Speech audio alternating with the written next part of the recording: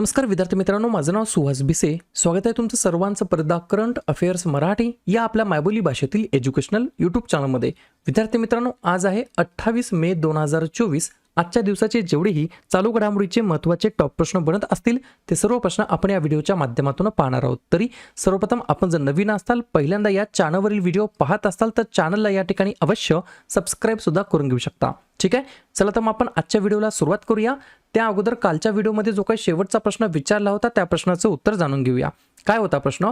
अलीकडेच आलेला एका अहवालानुसार कोणता देश भारताची रुपे पेमेंट प्रणाली जी काही सिस्टम आहे ती सुरू करणार आहे? तर बऱ्याच विद्यार्थी मित्रांनी अगदी योग्य उत्तर टाईप करून सांगितलं आहे. पर्याय क्रमांक सी मालदीव हे या प्रश्नाचं योग्य उत्तर असणार आहे. क्लिअर? तर मालदीव देश हा भारताचं जे काय आपलं रुपे पेमेंट सिस्टम आहे, प्रणाली आहे, ते या ठिकाणी सुरू करण्याची त्यांनी घोषणा केलेली आहे. क्लिअर? आता पाहूया विद्यार्थी मित्रांनो, प्रश्न क्रमांक पहिला. टोटल संपूर्ण व्हिडिओमध्ये 12 प्रश्न असतील. सुरुवातीपासून शेवटपर्यंत व्हिडिओ काळजीपूर्वक पहा. एक एक प्रश्न महत्त्वाचा आहे. तुम्ही कोणत्याही एक्झामची तयारी करा. प्रश्न क्रमांक पहिला काय म्हणतो? 2024चं जे काही जागतिक पॅरा ॲथलेटिक्स चॅम्पियनशिप झालं, कुठे झालं? तर जपान या ठिकाणी झालं. त्याच्यामध्ये भारताचे स्थान कितवे आलेले आहे? प्रश्न क्रमांक पहिल्याचं योग्य उत्तर आहे पर्याय क्रमांक डी. आपल्या पॅरा भारताचं या ठिकाणी 6वा क्रमांक आलेला आहे. हे जे काही चॅम्पियनशिप झाली होती याची कितवी आवृत्ती होती? तर 11वी आवृत्ती होती. कोठे आयोजित करण्यात आली? तर कोबे जपान या ठिकाणी आयोजित करण्यात आली.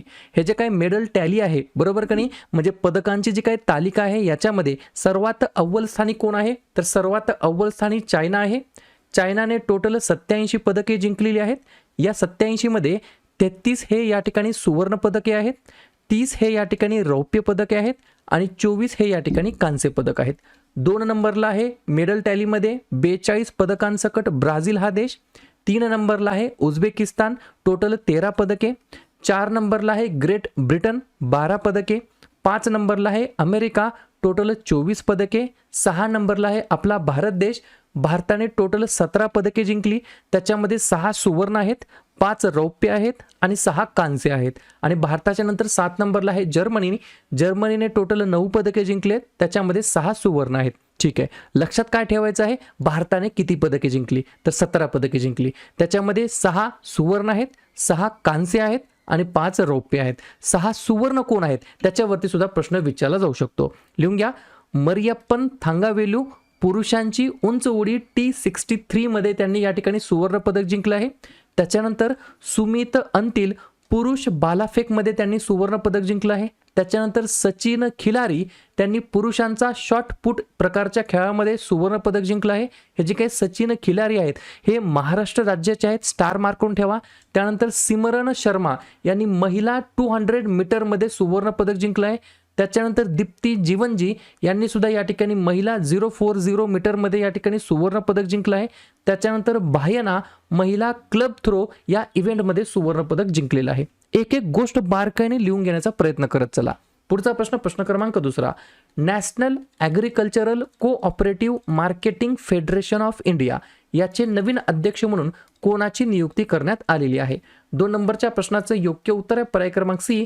जेठाबाई भारवाड असं त्यांचं नाव आहे. त्यांना या ठिकाणी national agricultural cooperative marketing federation of इंडियाचे नवीन चेअरमॅन, नवीन अध्यक्ष म्हणून त्यांची नियुक्ती करण्यात आलेली आहे.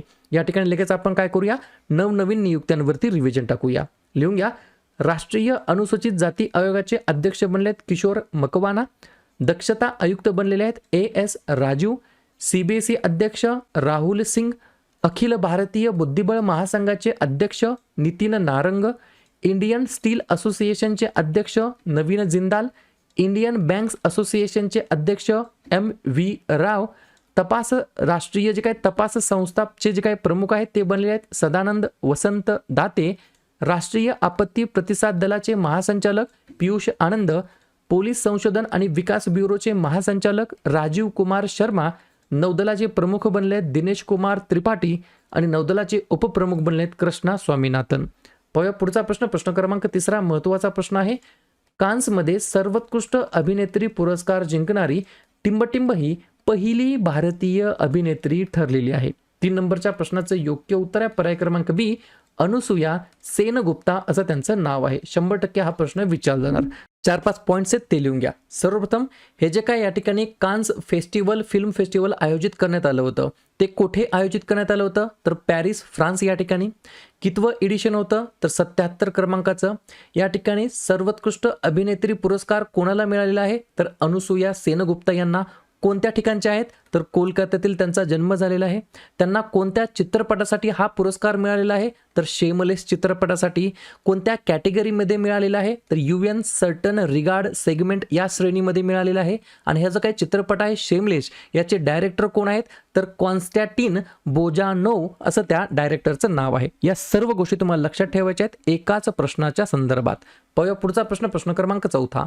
उत्तर बंगालच्या उपसागरामध्ये बे ऑफ बेंगॉलमध्ये तयार झालेल्या चक्रीवादळाला सायक्लॉनला रेमल चक्रीवादळ असे कोणी नाव दिलेले आहे. 4थ्या नंबरच्या प्रश्नाचं योग्य उत्तर आहे पर्याय क्रमांक ए ओमन हे या प्रश्नाचं योग्य उत्तर असणार आहे. तर ओमन असं त्या सायक्लॉनला नाव देण्यात आलेलं आहे. उत्तर बंगालच्या उपसागरावरती तयार झालेले हे चक्रीवादळ आहे, सायक्लोन आहे. मग या ठिकाणी याचं नाव काय ठेवण्यात आलं आहे रेमल चक्रीवादळ. कोणी नाव दिलं ओमन या देशाने. मग आपण काय करूया आतापर्यंत जे काही वेगवेगळ्या देशांनी चक्रीवादळाला दिलेली जे काही नावं आहेत त्याच्यावरती रिव्हिजन टाकूया. लिहून घ्या. सायक्लॉन जावद हे नाव दिलं सौदी अरेबियाने. सायक्लॉन शाहीन हे नाव दिलं कतारने. सायक्लॉन यास आणि सायक्लॉन रेमल हे नाव दिलं ओमानने. सायक्लॉन गती भारताने नाव दिलं आहे. सायक्लॉन तौक्ते म्यानमारने नाव दिलं आहे. सायक्लॉन गुलाब पाकिस्तान. सायक्लॉन हमून आणि निवार इराणने दिलं आहे. सायक्लॉन निसर्ग Bangladesh. Cyclone Asani Sri Lanka. Cyclone Gabrielle New Zealand. Cyclone Tej भारताने नाव दिलं आहे. सायक्लॉन मिधली बांगलादेशने नाव दिलं आहे. सायक्लॉन मिचांग म्यानमारने नाव दिलं आहे. आणि सायक्लॉन मेगन हे नाव दिलं आहे ऑस्ट्रेलियाने. पुढचा प्रश्न क्रमांक 5. जगातील पहिले 100% बायोडिग्रेडेबल पेन कोणत्या देशामध्ये लॉन्च झालेलं आहे. 5व्या नंबरच्या प्रश्नाचं योग्य उत्तर आहे पर्याय क्रमांक डी आपला प्यारा भारत देश हे या प्रश्नाचं योग्य उत्तर असणार आहे. तर 100% बायोडिग्रेडेबल पेन हे या ठिकाणी आपल्या भारतामध्ये लॉन्च झालेलं आहे. जगातील पहिलं आहे त्याच्यामुळे हा प्रश्न विचारला जाऊ शकतो. लगेच आपण काय करूया मग भारतातील जे काय प्रथम घटना घडलेल्या आहेत लेटेस्टमधील त्याच्यावरती चर्चा करूया. लिहून घ्या. भारतातील पहिली ड्रायव्हरलेस मेट्रो ट्रेन बेंगलोरमध्ये. भारतातील पहिली LNG चालित बस केरळमध्ये. भारतीय नौदलाचे पहिले स्वतंत्र मुख्यालय नवी दिल्लीमध्ये. वेळ वितरण प्रणाली लागू करणारा पहिला देश भारत. भारतातील पहिले oil palm processing unit Arunachal Pradesh.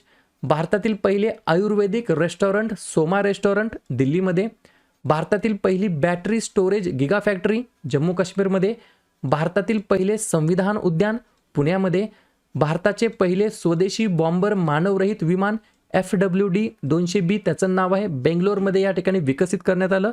भारतातील पहिल्या खगोल पर्यटन मोहिमेचे नाव नक्षत्र सभा उत्तराखंडने लॉन्च केली. हार्वर्ड प्रोग्राम सुरू करणारे भारतातील पहिले विद्यापीठ चंदीगड विद्यापीठ. आणि जगातील पहिले 100% बायोडिग्रेडेबल पेन लॉन्च करण्यात आलं भारतामध्ये. पुढचा प्रश्न क्रमांक 6 विचारला जाऊ शकतो. एलोर्डा कप हा जो काही कप आहे तो कोणत्या खेळाशी संबंधित आहे. 6व्या नंबरच्या प्रश्नाचं योग्य उत्तर आहे पर्याय क्रमांक सी बॉक्सिंग हे या प्रश्नाचं योग्य उत्तर असणार आहे. 2-3 पॉईंट लिहून घ्या. कझाकस्तान या ठिकाणी झालेल्या एलोर्डा चषक स्पर्धेमध्ये भारतीय संघाने 12 पदके जिंकलेली आहेत. 2 वेळा विश्वविजेत्या निखत झरीन आणि मीनाक्षी यांनी तिसऱ्या एलोर्डा चषक 2024 मध्ये भारतासाठी 2 सुवर्ण पदके जिंकलेली आहेत. टोटल भारतीय संघाने एलोर्डा चषकामध्ये 2 सुवर्ण 2 रौप्य आणि 8 कांस्य पदकांसकट एकूण 12 पदके या ठिकाणी जिंकलेली आहेत. तर पर्याय क्रमांक सी बॉक्सिंग या खेळाशी संबंधित आहे एलोर्डा कप ज्याच्यामध्ये 2 सुवर्ण पदके जिंकली आहेत. त्या 2 खेळाडूंची नावे लिहून घ्या निखत झरीन आणि मीनाक्षी. प्रश्न फिरून सुद्धा विचारला जातो कधी कधी निखत झरीन किंवा मीनाक्षी कोणत्या खेळाशी संबंधित आहेत तर बॉक्सिंग या खेळाशी संबंधित आहेत. पुढचा प्रश्न क्रमांक 7 कोणत्या देशाने अलीकडेच ASMPA सुपरसॉनिक क्रूज क्षेपणास्त्राची यशस्वीपणे चाचणी घेतलेली आहे. तर पर्याय क्रमांक बी फ्रान्स हे या प्रश्नाचं योग्य उत्तर असणार आहे. एक पॉईंट लिहून घ्या. अण्वस्त्र वाहून नेण्यासाठी हे सक्षम आहे. रेंज आणि वॉरहेड कॅपॅसिटी क्षमता वाढवण्यासाठी हे या ठिकाणी तयार करण्यात आलेलं होतं. या क्षेपणास्त्रामध्ये सॉलिड प्रोपोलंट इंजन आणि जडत्व मार्गदर्शन प्रणाली या ठिकाणी बसवण्यात आलेली आहे. फ्रान्सबद्दल सांगायचं म्हटलं तर नवीन अध्यक्ष आहेत इमॅन्युअल मॅक्रॉन. पंतप्रधान आहेत गॅब्रियल अटल. राजधानी आहे पॅरिस आणि चलन वापरलं जातं युरो. पुढचा प्रश्न क्रमांक 8 अत्यंत महत्त्वाचा प्रश्न आहे. बर्ड फ्लूचे पहिले मानवी प्रकरण कोणत्या देशामध्ये नोंदवण्यात आलेले आहे? ठीक आहे, चांगली गोष्ट आहे, चायनामध्येच परत नोंदवण्यात आलेलं नाहीये. नाहीतर कधीही डोळे झाकून लिहायचं. अशा प्रकारचे जे काही व्हायरस असतात, अशा प्रकारचे जे काही या ठिकाणी रोग असतात, डायरेक्ट डोळे झाकून उत्तर लिहायचं चायना. ठीक आहे, कुठलाही व्हायरस म्हणले की अगोदर चायना बघायचं ऑप्शनमध्ये आहे की नाही. 8व्या नंबरच्या प्रश्नाचं योग्य उत्तर आहे पर्याय क्रमांक ए ऑस्ट्रेलिया हे या प्रश्नाचं योग्य उत्तर असणार आहे. एक पॉईंट लिहून घ्या. Australia has reported it's first human case of H5N1 bird flu. H5N1 bird flu, बरोबर. या प्रकारचा जो काही बर्ड फ्लू आहे तो मानवी प्रकरणामध्ये या ठिकाणी आढळलेला आहे. कशामध्ये? ऑस्ट्रेलियामध्ये. ऑस्ट्रेलियाबद्दल सांगायचं म्हटलं तर पंतप्रधान आहेत अँथोनी अल्बानीज, राजधानी आहे कॅनबेरा आणि चलन वापरलं जातं ऑस्ट्रेलियन डॉलर. पुढचा प्रश्न क्रमांक 9 मध्य प्रदेश उच्च न्यायालयाचे मुख्य न्यायाधीश म्हणून कोणाची नियुक्ती करण्यात आलेली आहे? माफ करा, मला वाटतं हा प्रश्न डबल झालेला आहे. या ठिकाणी मध्य प्रदेश नाहीये, मद्रास असं टाईप करून तुम्ही घेऊ शकता.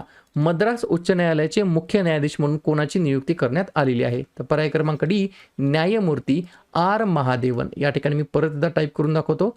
मद्रास हे जे काय हायकोर्ट आहे, या हायकोर्टचे हे या ठिकाणी नवीन चीफ जस्टिस बनलेले आहेत. न्यायमूर्ती आर महादेवन असं त्यांचं नाव आहे. लगेच काय करूया आपण, वेगवेगळे जे काही हायकोर्ट्स आहेत त्यांचे जे काही बदलण्यात आलेले चीफ जस्टिस आहेत त्याच्यावरती चर्चा करूया. सुरुवात करूया आपण सुप्रीम कोर्टापासून. सर्वोच्च न्यायालयाचे मुख्य न्यायाधीश आहेत DY चंद्रचूड 50व्या क्रमांकाचे. त्याच्यानंतर हायकोर्टबद्दल पाहूया. अलाहाबाद हायकोर्टचे आहेत अरुण भन्साळी. आंध्र प्रदेशचे आहेत धीरज सिंग ठाकूर. मुंबईचे आहेत देवेंद्र कुमार उपाध्याय. कोलकात्याचे आहेत TS शिवगणम. छत्तीसगडचे आहेत रमेश सिन्हा. दिल्लीचे आहेत मनमोहन. मध्य प्रदेशचे आहेत शील नागू. मद्रासचे आहेत आर महादेवन आणि पंजाब आणि हरियाणाचे आहेत गुरमीत सिंग संधावालिया. पुढचा प्रश्न क्रमांक 10 जागतिक थायरॉइड जागरूकता दिवस केव्हा साजरा करण्यात आलेला आहे? 10व्या नंबरच्या प्रश्नाचं योग्य उत्तर आहे पर्याय क्रमांक सी 25 मेला आपण दरवर्षी या ठिकाणी वर्ल्ड थायरॉइड अवेअरनेस डे जागतिक थायरॉइड जागरूकता दिवस म्हणून आपण साजरा करतो. 2024 ची थीम काय आहे? Thyroid diseases are NCDs. NCDs म्हणजेच काय? Non कम्युनिसेबल disease. NCDs असा त्याचा फुल फॉर्म आहे आणि ही एक मानवी शरीरातील सर्वात मोठी अंतःस्रावी ग्रंथी आहे. याचा सुद्धा बद्दल प्रश्न विचारला जाऊ शकतो. ठीक आहे, प्रश्न कशा संदर्भात आहे? महत्त्वाच्या दिवसाबद्दल. तर लगेच काय करूया, मे महिन्यातील जेवढेही महत्त्वाचे दिवस आहेत त्याच्यावरती आपण एकदा रिव्हिजन टाकूया. जसं की 1 मेला 3 दिवस असतात. आंतरराष्ट्रीय कामगार दिवस, महाराष्ट्र तसेच गुजरात राज्याचा राज्य दिवस आणि उज्ज्वला दिवस. 2 मे जागतिक टुना मासा दिवस. 3 मे जागतिक पत्रकार स्वातंत्र्य दिवस. 4 मे कोळसा खाण कामगार दिवस. 7 मे जागतिक ॲथलेटिक्स दिवस आणि जागतिक दमा दिवस. जागतिक दमा दिवस असतो मे महिन्याच्या पहिल्या मंगळवारी. 8 मे जागतिक रेड क्रॉस दिवस. 11 मे राष्ट्रीय तंत्रज्ञान दिवस. 12 मे आंतरराष्ट्रीय परिचारिका दिवस. 14 मे जागतिक स्थलांतरित दिवस. 15 मे कुटुंबाचा आंतरराष्ट्रीय दिवस. 17 मे जागतिक दूरसंचार दिवस आणि जागतिक उच्च रक्तदाब दिवस. 18 मे जागतिक एड्स लस दिवस, आंतरराष्ट्रीय संग्रहालय दिवस आणि मे महिन्याच्या 3ऱ्या शनिवारी म्हणजेच 18 मेला यावर्षी आहे सशस्त्र सेना दिवस. त्यानंतर 21 मे दहशतवाद विरोधी दिवस. 22 मे जैविक विविधतेसाठी आंतरराष्ट्रीय दिवस आणि 31 मे तंबाखू विरोधी दिवस आणि पुण्यश्लोक अहिल्याबाई होळकर यांची जयंती. क्लिअर? पुढचा प्रश्न क्रमांक 11 टोनी क्रूस हा जो काही खेळाडू आहे तो कोणत्या खेळाशी संबंधित आहे? 11व्या नंबरच्या प्रश्नाचं योग्य उत्तर आहे पर्याय क्रमांक बी फुटबॉल या खेळाशी संबंधित आहे. प्रश्न का महत्त्वाचा आहे? खेळाडू महत्त्वाचा आहे टोनी क्रूस आणि युरो 2024 नंतर फुटबॉलमधून ते निवृत्त होणार आहेत, त्याच्यामुळे हा प्रश्न विचारला जाऊ शकतो. अशा प्रकारे शेवटचा प्रश्न क्रमांक 12 इंडिया फर्स्ट लाईफ इन्शुरन्सने डेप्युटी CEO टिंबटिंब यांची नवीन MD आणि CEO म्हणून पदोन्नती जाहीर केलेली आहे. 12व्या नंबरच्या प्रश्नाचं योग्य उत्तर आहे पर्याय क्रमांक ए ऋषभ गांधी हे या प्रश्नाचं योग्य उत्तर असणार आहे. ऑलरेडी हे डेप्युटी CEO म्हणून कार्यरत होते या इंडिया फर्स्ट लाईफ इन्शुरन्स कंपनीमध्ये. त्यांना या ठिकाणी काय म्हणतील त्याला प्रमोशन देऊन या ठिकाणी MD आणि CEO म्हणून त्यांची पदोन्नती करण्यात आलेली आहे. क्लिअर?